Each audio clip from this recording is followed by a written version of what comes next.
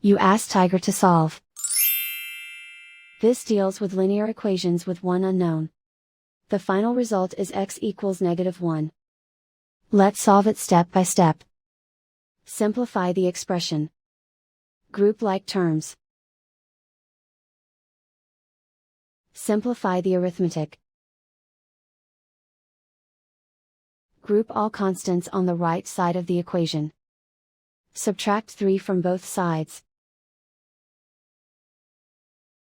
Simplify the arithmetic.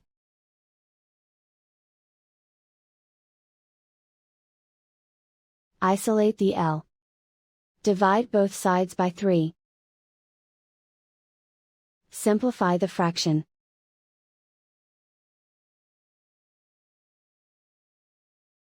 And so the final result is x equals -1.